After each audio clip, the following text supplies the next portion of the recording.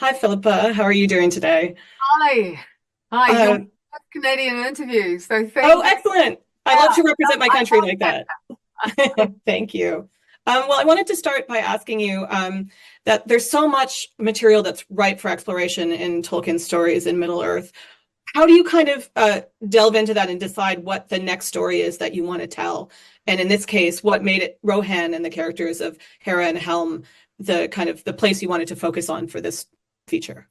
Right. So the way it unfolded was actually form came first. So the idea of perhaps doing an anime film was what came first.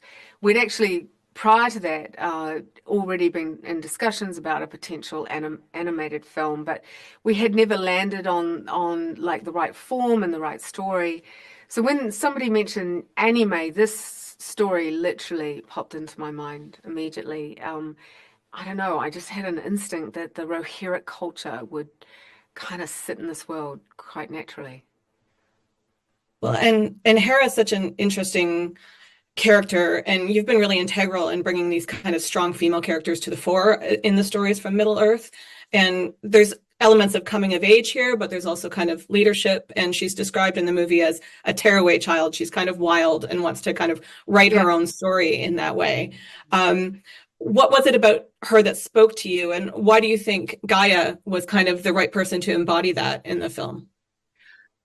Gaia is, it was interesting. We had a lot of people who read for that particular role, and she really honestly was a standout. Like, and it was interesting because you don't necessarily know who you're listening to.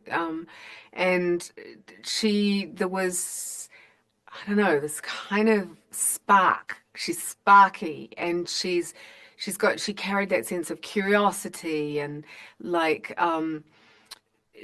I don't know, there was just a life in her that was indefinable, a life in her voice and the slightly tomboyish character. As it turned out, once I got to know Gaia, that she was a little bit of an inspiration for some of that tearaway child lines, actually, she sort of casting her helped us sort of, as we developed the character more and more. Come into focus. But one of the reasons why we felt that it was a good idea was that you have this young woman, she's been raised by a warrior king, she's grown up with two brothers, she does not have a mother, she's only got this sort of slightly gruff, no-nonsense nursemaid. Um, and so, of course, she's a tomboy. But that has given her a sense of freedom that she then suddenly finds she doesn't actually have because of course whom she marries will be decided for her. So the idea that she suddenly is like, well, actually, I don't want to marry anybody is is something that she comes up against, and then that that actual conflict, where she becomes almost a pawn in this conflict between these two great Rohirrim houses. Um, it was immediately something where we went, well, what does she feel in this moment, and what happens to her through this story? And once you went into that, as storytellers, you realize there's a wealth of opportunities there to tell that story. And we actually went back to the into history.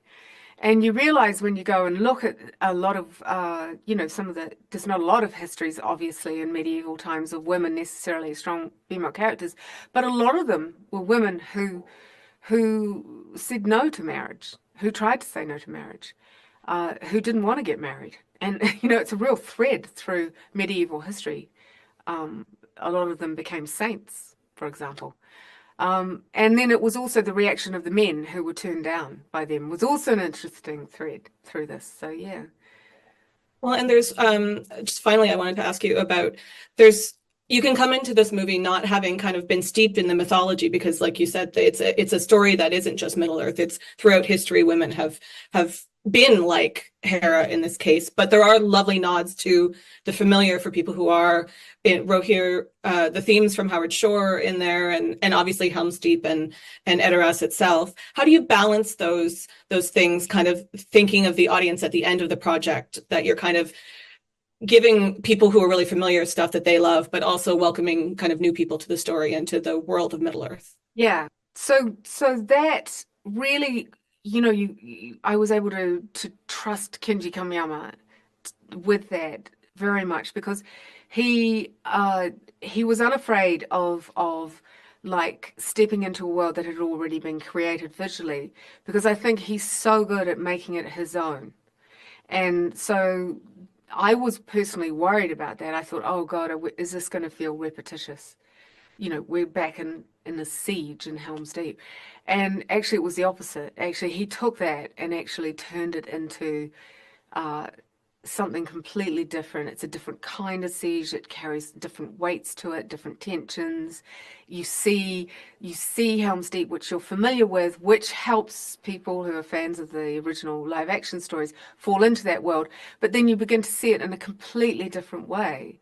Um, I love seeing how he dealt with the long winter and that frozen landscape, which Mhm. almost becomes a character in and of itself within the storytelling. So yeah, basically I just got out of his way and just and just trusted him, which I'm really glad I did. Amazing. Thank you so much for your time Oh, today. And on behalf of Canada, thank you so much. no, I do. I truly Really do good. love Canada, and I've got family there, and so yeah, Oh, lovely.